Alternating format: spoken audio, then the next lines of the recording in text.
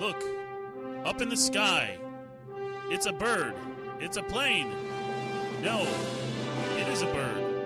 It's the Quirky Bird Show with your host, Robin Savage.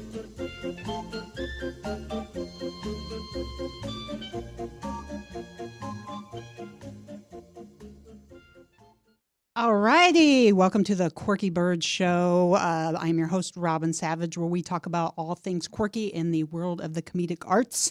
And we have today our very special guest, Karen Fitzgerald. Karen, thank you for coming to the show. Thanks for having me, Robin. Thank you for dealing with the mass chaos that is before you get to the show. Mass chaos and comedy? No. Everything's so smooth. Yes. Everything's just awesome. We today, our topic is relationships in comedy. And I ask you specifically here because you have a road show, an ongoing show that you do called the Balls and Chains Tour. Yes, it's very exciting. The Balls and Chain Tour is a group of talented and very funny female and male comedians. And they're sharing their views on marriage and relationships and beyond. And the shows are great because no two shows are exactly the same. Some of the comedians switch out. We have some improv. They do their stand-up, and we have some audience participation. So it's really, like I said, every show is different. So it's a lot of fun, though. It is. And I do want to go a lot into that. But before we do, I always start at the top of the show with the quirky question of the day. And today's quirky question of the day, my friend Karen so graciously volunteered, and by volunteer, oh, is that what it was? I called her and said, I have no questions. I thought it was a great idea. Now I'm running out of questions. So you actually had a very good question, and if I could actually pull it up on my So the quirky question of the day is, when comedians write a routine about dating or sex, how much of it do you think is based on truth from their present or past situations? Since it's your question, you're my co-host. What is your answer to that one? I think the majority of it is truth. And I'm not just speaking for myself. I think I think you draw from so much from your own experience and so forth that I think the majority of it is true. And I think it's kind of a free license, if you will, because you can say, well, I'm a comedian, so I'm supposed to make fun of this. So it's, but I think the majority of it does come from truth. I draw a lot from the past relationships, and some of them you don't even have to add too much to be funny, unfortunately. But like my honeymoon video. But anyway, no, it's I think a lot of it is true. And I'm thinking of some of the famous comedians that make fun of their husbands or wives or whatever. And absolutely. Yeah. Some people are specifically known for the relationships. I'm just going to give a few shout outs, and because I always like posing questions, even if they're your questions, because what it draws, and I actually just reading the comments, it sort of sparks a couple of good points. The first one is Keith Hoffman. Actually, I only know Keith Hoffman through Facebook, but we have a lot of mutual friends, and I believe he's out of Ohio. He's a comedian. And he says, if there are any comedians at all, 90% is based on actual events, experience, and then there's the obligatory 10% embellishment. Mm-hmm. And then he said, if you go below 70%, then you're probably doing another comics material, which does bring up a good point because it's such a universal topic. Yes. You almost have to kind of draw on your own experiences, maybe to make it your own rather than to be vanilla. Well, I think that's a very good point because otherwise there's so much of it that's going to sound like every, Tom, Dick, and Harry and Mary, but to put a different spin on it, I'm dating myself, but I was thinking of Phyllis Diller with Fang, was her husband, and Edgar with Joan Rivers. And there was some definite distinct things besides giving this person a name, obviously, that made it stand out from just every other boy or girl. It did. And there's always they're always going to squeeze the toothpaste wrong or do the toilet paper, but if you stab them or do something that puts it out. To make it unique, yes. The make it your stabbing is own. always unique, yes. But our good friend Long Island Mary, she said 50%. Okay, 100% is the ratio. Jackie Knight. Now you've worked with Jackie Knight before, Oh, haven't yeah. Yeah, she's great. you? She is a booker, and she's got her own club out in St. Augustine. St. Augustine. She said hers are past experiences because she's older, just plain old. You're not old, Jackie Knight. No, you're young not. at heart. She said a younger comic might have a wish list. In her case, if anything I do sexually is going to be on her bucket list.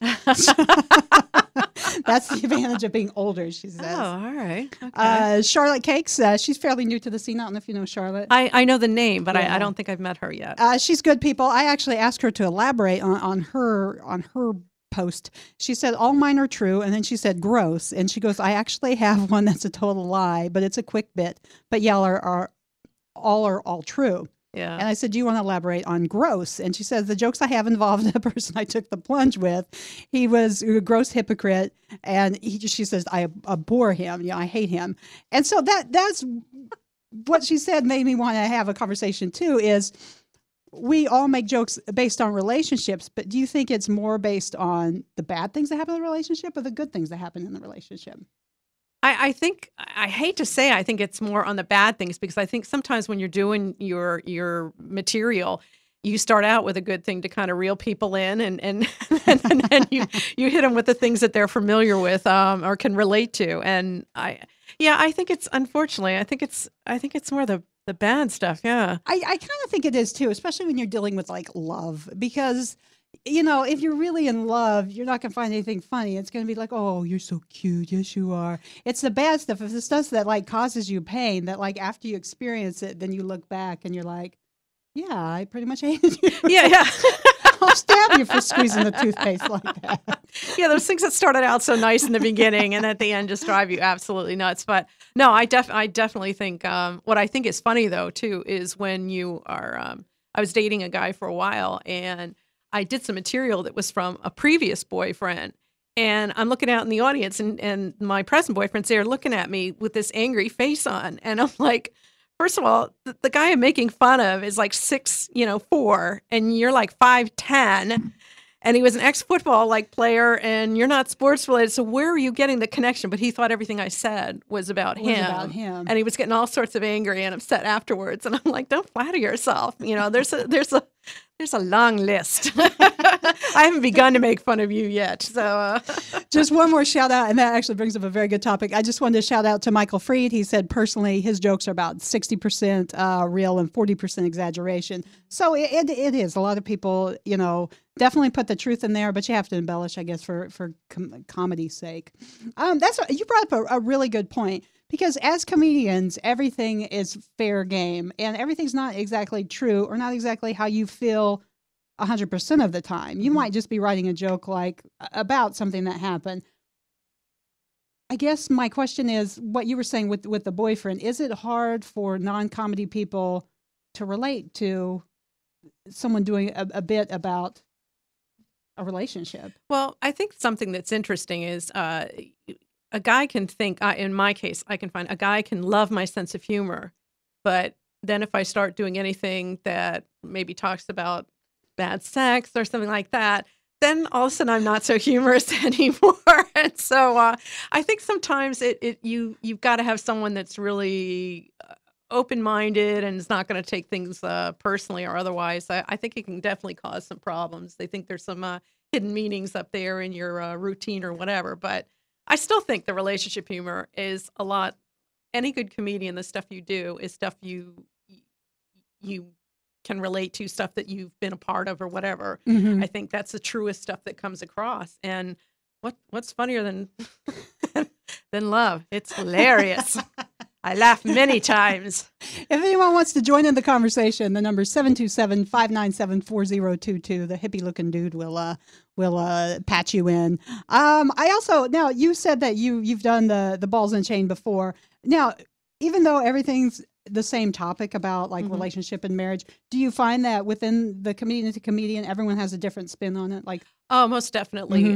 There's some that are totally talk about the equal, the equality of the male and female, which of course there is none, but they make some humor about that. And then there's other ones that are all just talking about their wives or whatever. So it's very, very mixed.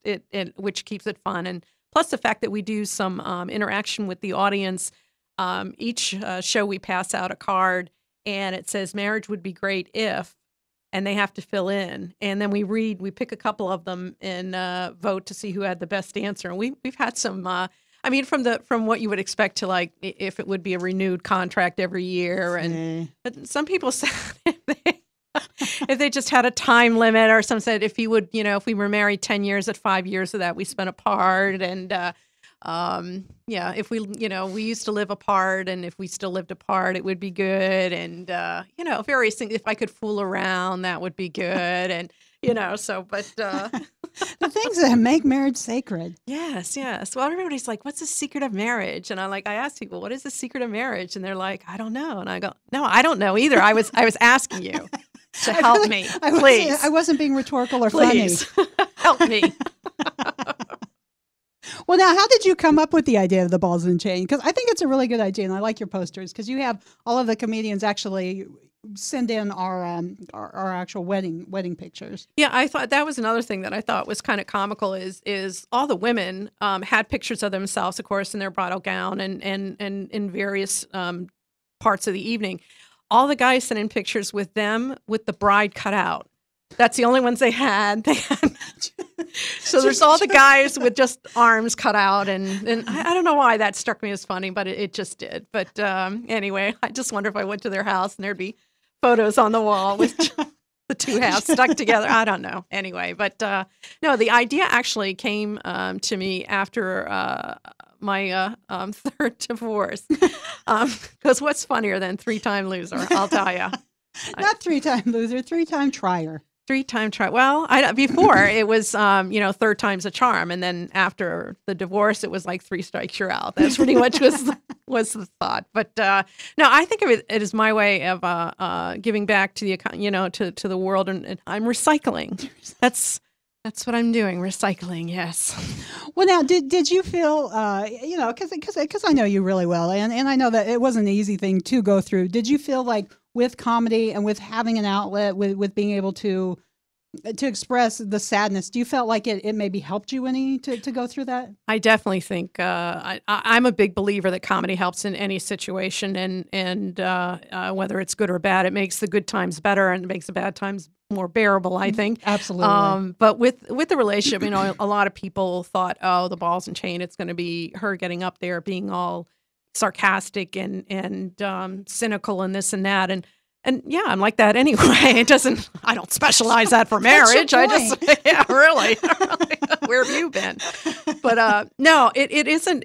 That's why I did the males and females, because I wanted to get both sides, out to people. So bashing, like men bashing women or women bashing men. It's equal opportunity. Exactly. And so it's, no, I think there's a lot of people out there when I go to comedy clubs and ask how many, married people in the audience or how many people on a date or whatever, you get, fairly good mix of stuff. And I just thought these people are coming out. This is something they can relate to, whether you're married, single, engaged, divorced, whatever. Mm-hmm. There's something definitely for everybody in this. Absolutely. So yeah. Absolutely.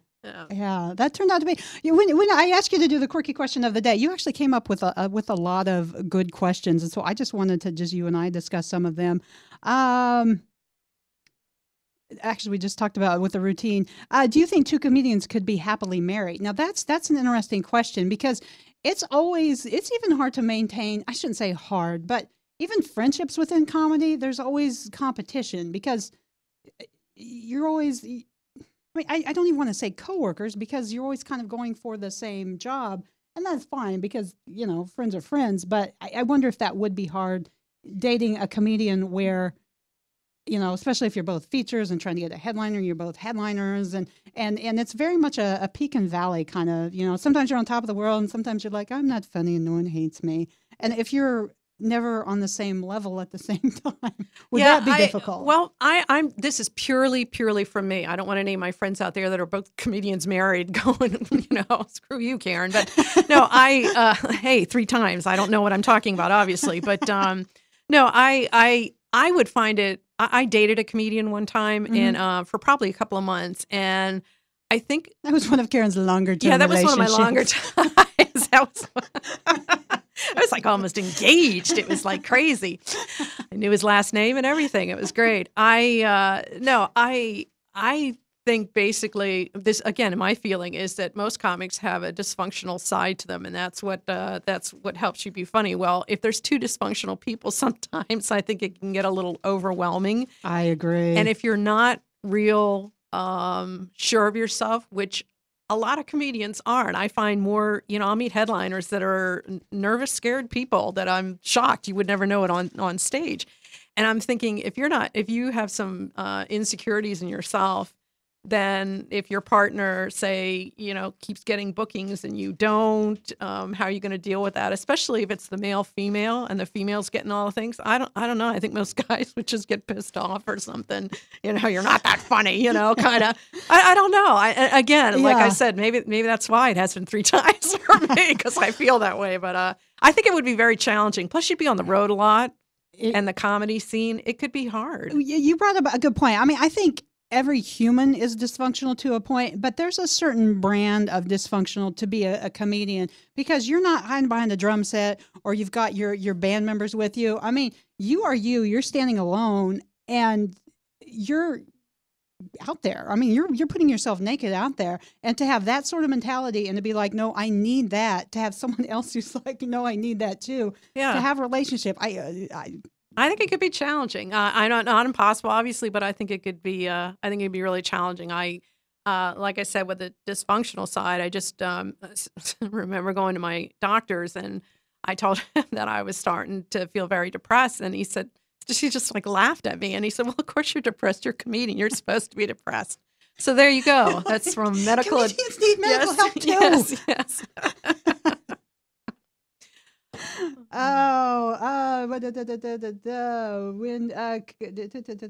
Okay, actually, this is another good question too. What do you think the biggest difference between the male humor and the female humor is? I wrote that question, then afterwards I thought, boy, I wonder if she's going to ask that, because I really don't know that I know the answer to that. I see, I'm going to stereotype again, but I'm never going to have a date after the show. But anyway, that's all right. The way it's going, that's pretty much the way it is. But anyway, we'll just push your face. Yeah. Flippers. Her voice will be like, I think that we need to slow it down. I see male humor. I'm thinking of more younger guys, I guess, but I think of their humor as can be more crass. Mm-hmm.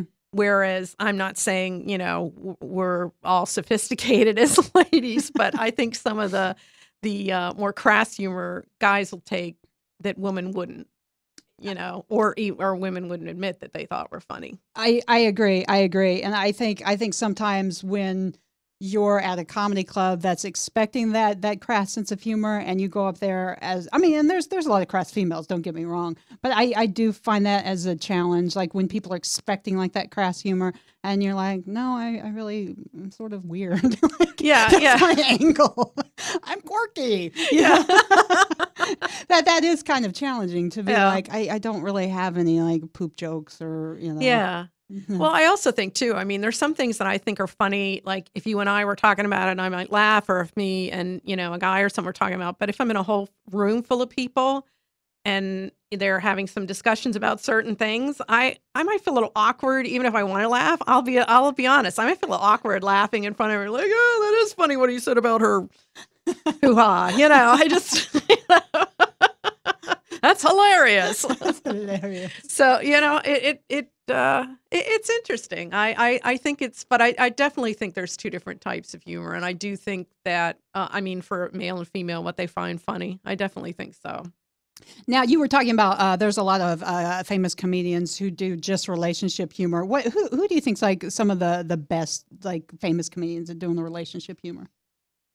Well, most of them that I can think of, though, are the the older ones. I mean, Larry Miller does a lot about he's one of my absolute all-time favorites, and he does a lot of stuff about being married and with kids. And it's very funny, but it's never he's making fun of her, but in a loving way is the best way I can explain it. So it's funny and relatable, but you don't get pissed off about it. How dare you, sir? Yeah. How dare you? But then you get somebody like, Roseanne Barr. I don't even know if she does comedy anymore. I don't even know. She's having like a roast. Like Comedy Central's having a big roast for her. Like she got like crazy rich. I think she lives in Hawaii and like on a hazelnut farm or something. I'm not making this up, but Comedy Central is doing a roast for her now. Yeah. And so, but she's another one, because that's when I was trying to think of some of these people who are known for the relationships. I was thinking Roseanne Barr, Ray Romano, Bill Cosby. Yeah, Bill Cosby. Yeah. Even like the more modern ones like Louis C.K. And they've kind of taken all of them who do the relationship humor and made not only TV sitcoms, but like iconic TV sitcoms. Yeah. You know what I mean? Like Bill Cosby, all of his humor is about like fatherhood and being in a relationship. And basically he took his stand-up routine into the the Cosby show. Yeah. Which was great. And again, relatable. Well, I think that's another thing, because even if you're in a relationship, or you're in between, or you're looking, or you're trying to get out of one, or whatever, trying to slowly walk. Call me. I have space available. For you gentlemen out there, she's single. 3 is just a number. Don't worry about that. I was just getting ready, but I'm all warmed up now. But no, I think it's such a topic that any time in your life you've had some experience, good or bad, with relationship and love and emotions of the heart and so forth. I think that it's a topic that there's many different directions that you can go into, and a lot of different angles on it, but yet basically it's all the same thing people can relate to. It is. It's a common human experience. I mean that, and like, the good or the bad or the different. And even if you're like, well, I'm not a relationship type of person, sometimes you can just find yourself in one. Yeah. Tell the other person that then. Yeah. I'm starting to write down a bunch of things I'm going to say when I get in a relationship. I'm all ready. I got flashcards. It's going to be great. Yeah. Now, are you finding yourself being, because I've never been in a situation where I'm single and I'm a comedian, and do people treat you differently when you're like, meet someone and maybe want to date them, and, they know that you're a stand-up comedian? I always seem to get 2 reactions when I say I do comedy. I either get, oh my gosh, really? Oh, that's so cool. How long or I get, oh, that my parking meter is running. I gotta go. So you get on stage and do jokes in front of people. Well, kind of, yeah. Oh, like you're a special handicapped person or something. How nice for you. But no, guys, more times than not, I'll rephrase that.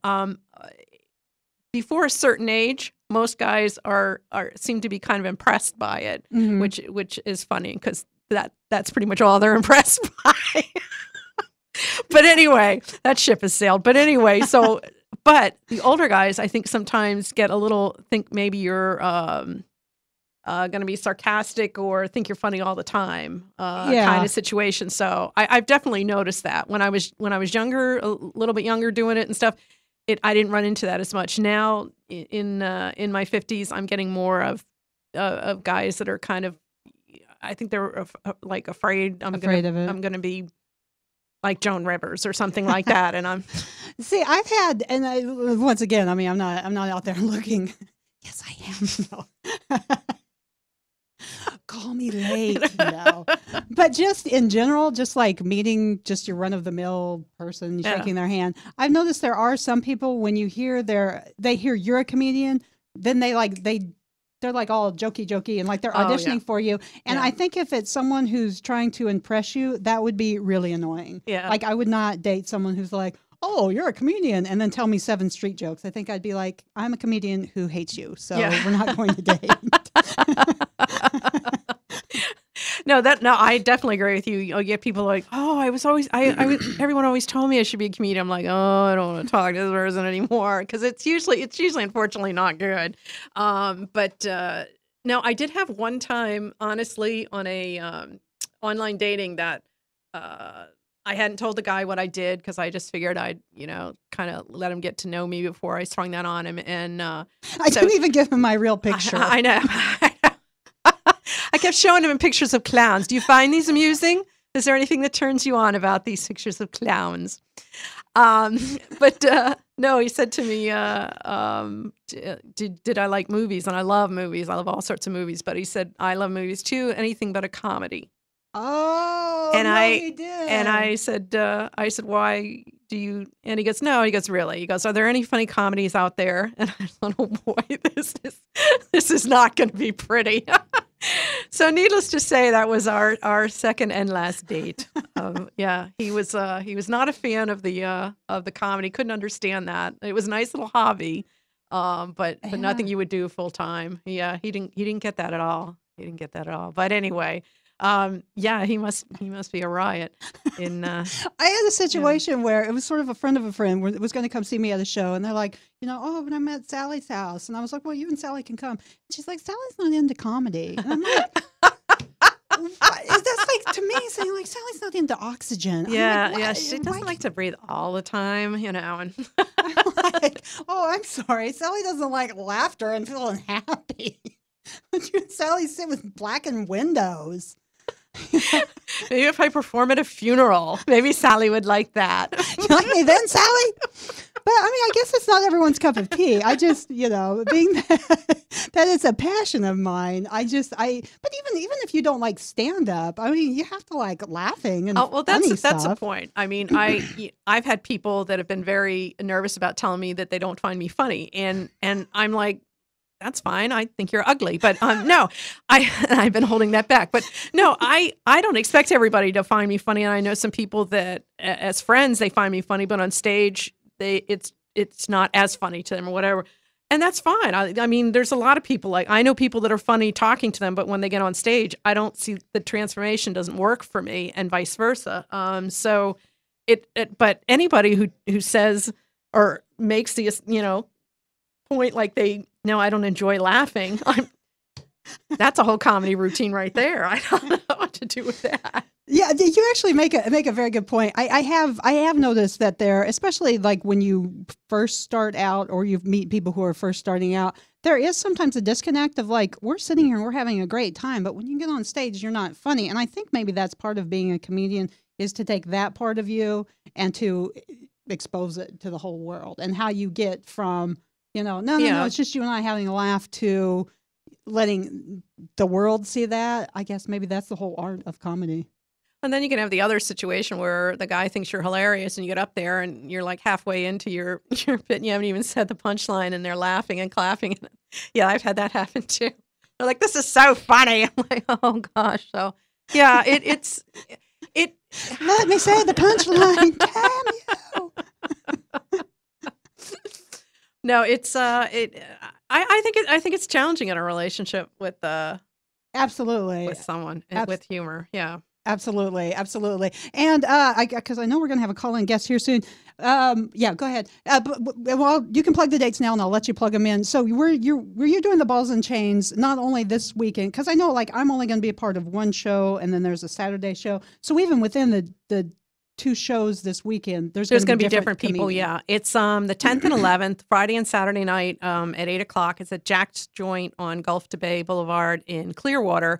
And like I said, the show starts at 8:00 and tickets are $10, and that's like 4 comedians, and we have giveaways and just a whole lot of fun. And the two shows, they will be different, but it's a whole lot of fun for any age. And it's not a dirty show. Mm-hmm. There'll be adult humor, but I mean, it's not a filthy show. So it's a good time. Okay. It's definitely a good time. So okay, is our person on the phone? Okay. We have on the phone Peggy Boyce on my very first Quirky Bird show. We had her on, and she is a producer for the Ladies of Laughter. It's a competition in New York City. And when we first had her on, they were just starting the competition, and now we're almost to the end. So I wanted to get an update on that. Peggy, are you there? I am here, ladies. How are you doing, Peggy? I'm doing great, thanks. I don't know if you heard earlier on our show, we were talking about humor and relationship humor. What are your feelings on that? Do you feel like most people use real experiences in their humor on stage when they talk about relationships? I think they're inspired at least by it. Some people maybe don't get really personal about it, but I think they definitely use, if they don't use their own experiences, they use other people's experience. Maybe that's how I'll pass it off. I haven't been divorced 3 times. It was someone else, my friend I was talking about. Yes. I like that idea. Exactly. Well, now, Peggy, how is the Ladies of Laughter going? Well, it's going well. We're down to our last big finale, which is a week from tomorrow at Gotham Comedy Club in New York City at 8 p.m. And, it's been a hell of a summer. We've had 4 preliminary events. When I first started planning this, I wasn't really going to have that many events, and then as it turns out, I probably could have had a few more based on the number of entrants that we got. But we're coming down to the wire, and so we have these 10 women that have all advanced. Well, four from each category: professionals, 4 professionals, 4 newcomers, and then I advanced a runner-up from each category as well. So with a total of 5 professionals and 5 newcomers, we'll be performing before Comedy Central, Sirius XM, and a couple of other judges, as well as a ton of industry that are coming out for the event. Now, I was going to ask you, because I've really been following this since I met you and you came on our show. How do you categorize the professional versus do you call it the newcomers? How do you decipher who's who? Well, generally a newcomer is someone that has few credits, or in terms of working regular time, like between 8 and 10. Like in New York, there's a ton of open mics and there's a ton of pre-shows and late nights. But prime time is really when the main, I would say the top comedians perform, or at least they're considered the top comedians in the New York area. And so, in other markets, professionals may actually be newcomers, may actually be professionals, because the markets aren't as competitive as New York. But when you come to New York, we have women doing it that range from, 5 years to 30 years as professionals, you know what I mean? And then there are women that are doing it just a couple of years. They're doing a couple of open mics. They're doing some pre-shows. They may do some bar shows. But typically, if you're just going to, categorize it, I would say it's women with few credits that have under 4 years of performing stand-up. Now, many of the women stop performing stand-up, and then they come back, and they make it really difficult for me to determine what category they're in. So, I've had women that, every year they want to be considered a newcomer, and I just want to slap them and say, no. Go to the hard area. It's being competitive. They obviously want to win the contest, and it's like, after a while, if you've made it to a final event, like I had one woman that she's never really been a full-time comedian, but she's always enjoyed it and has done a lot of like road gigs here and there in between working her regular job, but she has a real career. Uh-huh. And she does mostly competitions, so she's not really, the first year she made it to the finals.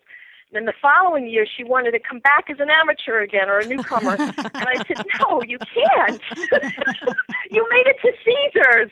You either have to move on to perform or get out, It's kind of me like saying I'm a virgin with every new guy. Yeah, it's kind of like that. Yeah.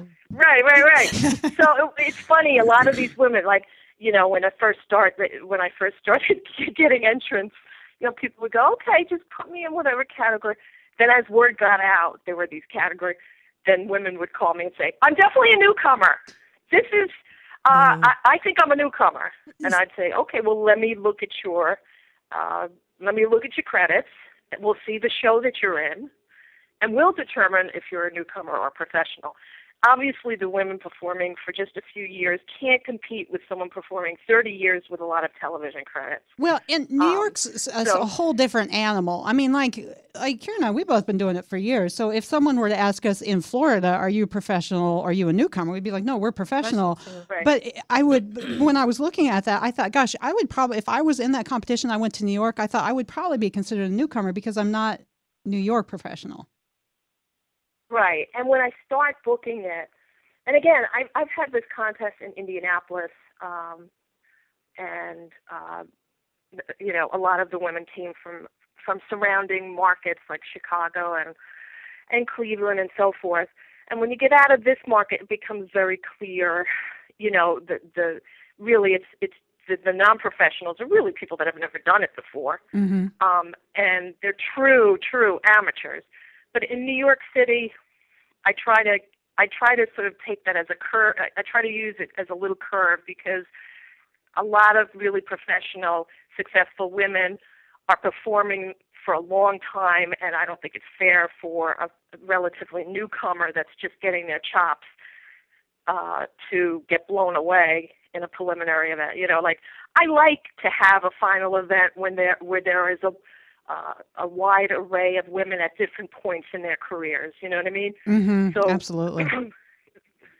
So, the newcomers, there's a couple of true amateurs, and then there's a couple of women that are doing it, a year or two and maybe have a few credits, or perhaps they were an actress and they started doing stand-up like last year.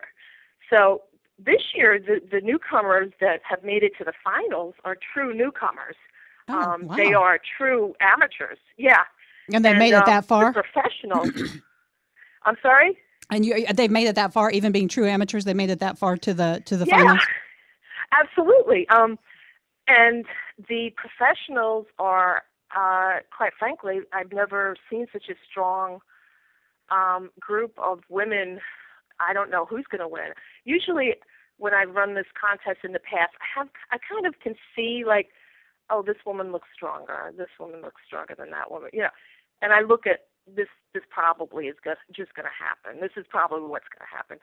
But I have to tell you, this year I have no clue because everybody is super strong. And you just don't know. I mean, at this event, we have, a lot of television people that are judging and people that are, in radio, television, club owner, the head of Gotham, the owner of Gotham will be judging. Oh, wow. And that's so nice. they're, so they're looking, they all look for something, obviously polished. They don't want anything blue.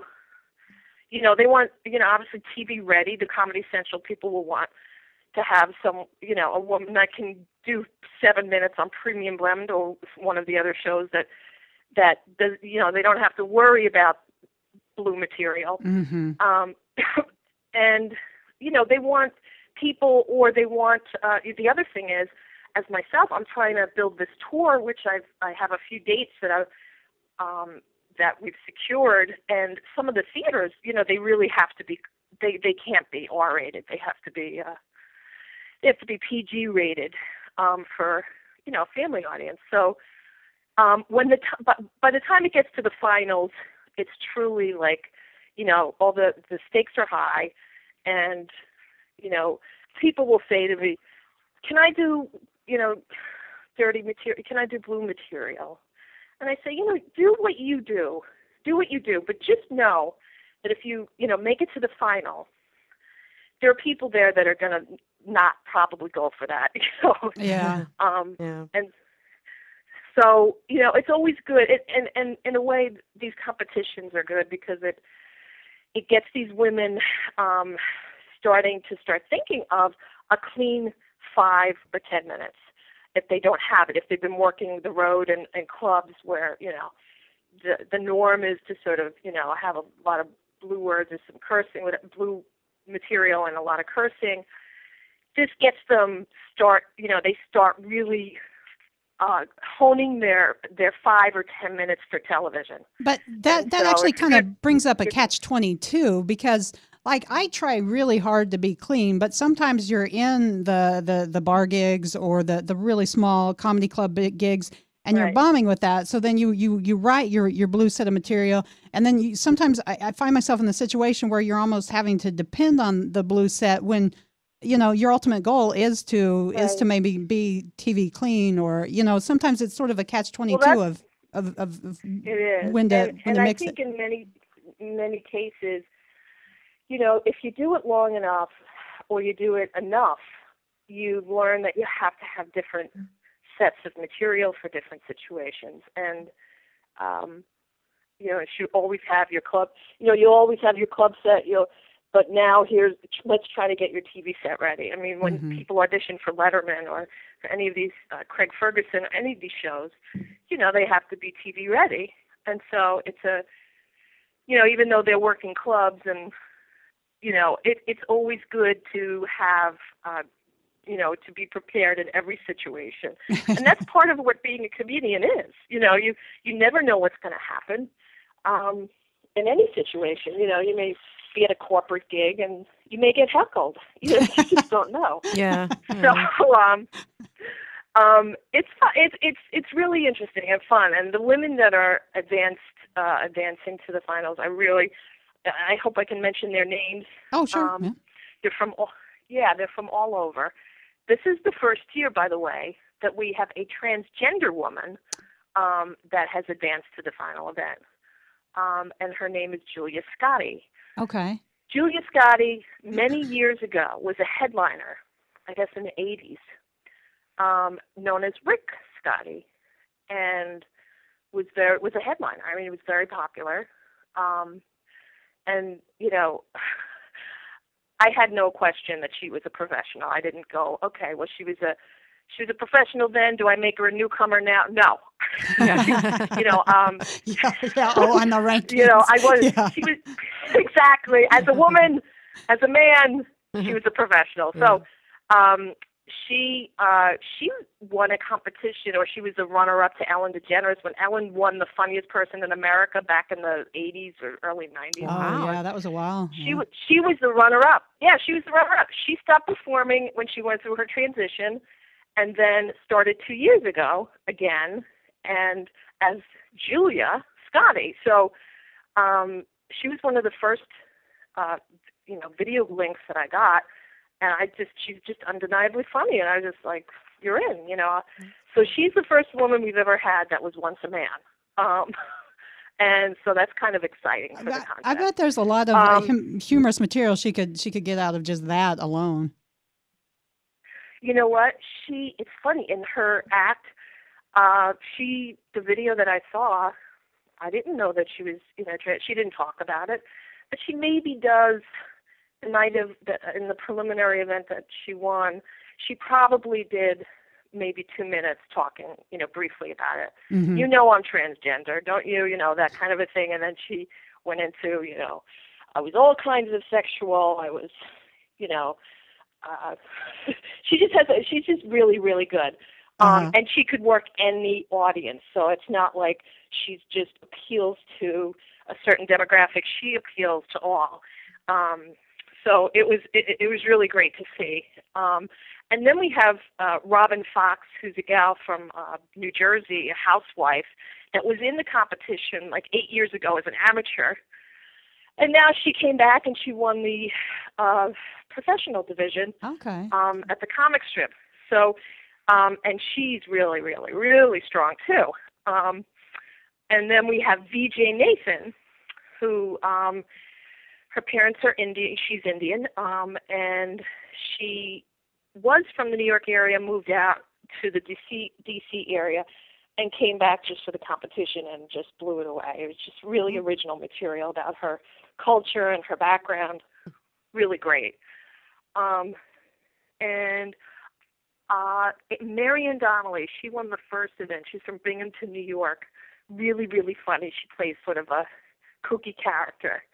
And so she's, while the others may be more reality-based in their material, she's more of a character. Okay, so she does more of a and it's character kinda cool. with her stand-up. Right. She gets up there and acts like she's, a little out of it. Very funny, very funny. And Andrea Henry was my wild card choice. This is a woman from Brockton, Massachusetts, that came down for the preliminary and was so purely funny. Mm-hmm. It wasn't one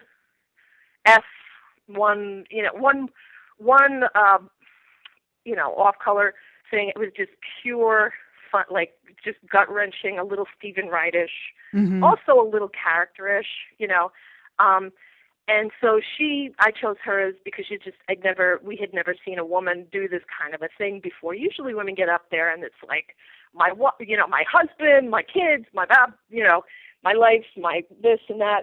She was also somebody that came in with a character that was, but it was very Stephen Wright and very, just really, really, really purely funny, clean and simple, funny laughs. Just Mm-hmm. really great.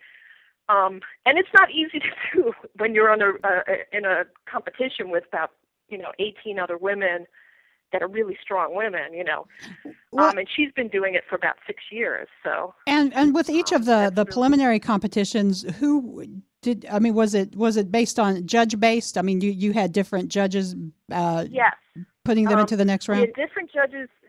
Yeah, I think we maybe had one judge that I invited back to the last event, but primarily it was all different judges that came out. They were casting agents. In fact, I got a call yesterday from one of the casting agents, a commercial agent person that liked 4 of the people on the comic strip, the 4 finalists, the 2 winners and the runners-up, and asked me to connect them to her because she wanted to submit them for commercials. Yeah. That's really awesome. That's the kind of stuff that I love that happens. You know what I mean? And then there are people that are theater bookers, people that are obviously in the television industry. Some people I don't even know are there, and they're there, and I find out later on that these things sort of happened. So it's kind of cool. That is, and you guys do a very good job of marketing it. I mean, I've been following it on Facebook, and it does seem like it seems like the shows are always really good, and it seems like you guys are having a good time at all of the shows. Yeah, it's really, really fun. I mean, I started the process. I think I decided right after the new year that I wanted to bring it back again, Mm-hmm. and so it's really like a 6 month. It's really, by the time it ends, I just want to crawl into a hole.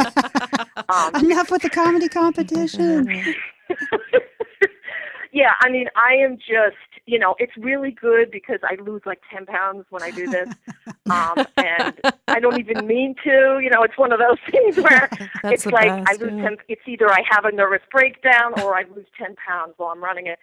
And at the end of it, I basically just want to go into a corner with a book and just drool for about a week and not see any comedy whatsoever. You just want to be in competition with the couch and a book. Yeah, that's it. Yeah, I mean, I haven't read anything. I haven't read the paper, the New York Times. I haven't done anything in 6 months other than this comedy stuff. Mm-hmm. Every waking moment, And if I'm not doing it, I'm torturing myself that I'm not doing it. So when this is over on Wednesday, I'll be very, very happy. But I'll also be very sad because usually what happens is after about a month, and I'm like, oh, well, that was fun. I wish we had more. I wish, So, but it takes a lot out of me because, I'm primarily, except for the events, I'm primarily doing all of this stuff. Like the pictures you see up online the next day, Uh, I'm putting all those pictures up. so you're the man videos, behind the curtain. Yeah, I mean, I'm doing all that. So there's really never a moment that I'm not working on it in some form or fashion, but it's really, really fun. And I'm very lucky that all these ladies, have entered and that they want to do it and that they're really enthusiastic about it. Well, so now you're saying that this Wednesday is going to be the end. I mean, so you're thinking this one's going to be a nail biter, like you don't have like someone who like I think they're going to win. It's going to be a neck and neck. No, a week from Wednesday actually, the 15th. So, but no, I mean, they're all really good, and now it's in the preliminary events we have judges, and then we have audience response. So it's I don't know. Now it's a completely different level because, like I said, these are people that are in a position to book talent directly for television or for on air, on radio. So you just don't know what they're looking for. But and then we have a club owner. It's the top club in Manhattan. So yeah, I was gonna say Gotham he's isn't. Looking at what.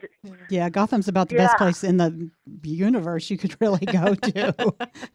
Everybody knows that name. I mean, everyone knows Gotham. Yeah. Right. So he may be looking for something that I don't, so you just don't know. But clearly, I have never had a winner where it's like, what? They've won, if they've gotten to this point, it's, they're all winners, you know what I mean? So absolutely. It sounds so cliche, but they have all won their preliminary events. Okay. Well, so if you get to the finals, it's already, you're already there. Now it's just a matter of destiny and, a couple of other things that are out of your control. Absolutely. Absolutely. Well, thank you for calling in, Peggy. And I'm going to be definitely watching on Facebook. And anytime you want to call back and, let us know who won, feel free. But that's you did a great thing. And anyone who I'm sorry, go ahead. I was just going to say, have your people call my people. Have your people call I am my people. But no, anyone who can just plug away I'm my people too. For women in comedy, have your great inner you do. child call my inner child. Yeah. My inner child's mean. No. All righty. All righty. Well, thank you, Peggy. And like I say, thank you for doing as much as you do for women in comedy. We're Oh, enjoy it. Yeah. It's fun. It's really fun, and I'll definitely let you guys know. Just shoot me an email, and I'll do another one. Okay. Cool. Yeah, that sounds perfect. Thank you very much, Peggy. All right. Talk to you soon. Bye-bye. Bye. Yeah, that's. I mean, as much as I have fun in comedy in Florida, I'm like, oh, I need to get to New York. It's. I even noticed just doing comedy up in.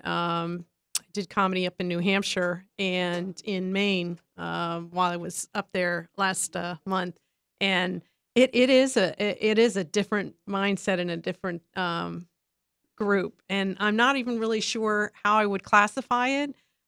It's just different. Mm-hmm. The sense in the club is different. People's reaction is different. I think there's a little bit more approving yourself up there than there might be down here once you've been to a lot of the clubs and people know you and so forth. But no, it was interesting. It was very interesting, and I liked it. And I hope to get more of it. But it was definitely different. I think though New York and probably the only other place would be LA is when you could have a great set and then just someone is in the audience. I mean that exactly. I don't know so much that happens in Tampa, Florida. Yeah. I mean, there might be people in the audience, and they might say they're important.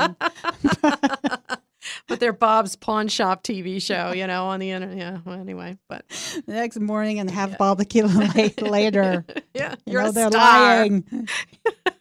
I wasn't a star. I have self-shame. But no, that was interesting. I mean, there's a lot of competitions here in Florida, but I've never been to one that's just exclusively women and to the varying as big as it was. Yeah. I mean, I don't know that if they had a woman competition. They have like the Florida is funniest, but it's just it's all. And so Yeah. I don't even know if they had just a women's even Florida competition that you could break it out into groups. I mean, there's not. I think it was nice women. too that they have like the newcomers and the professionals, because some of these contests, it's very intimidating to go in when there's people that are professionals and newcomers, and you're all like competing against each other. Yeah. That I've done a couple of those, and that's tough. Yeah, I don't really find that. I think I think if it's a big enough competition and the prize is big enough, you really should, because I don't think it's fair on either one. I don't think it's fair to the newcomers, nor is it fair to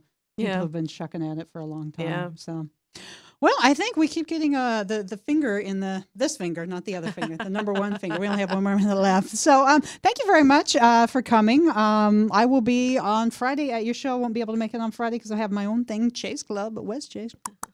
But you wanted to plug one more time the show where it is? Friday and Saturday at Jack's Joint on Gulf to Bay in Clearwater, 8:00 show. Tickets are $10, and you can get them at Jack's Joint or TampaBayComedy.com.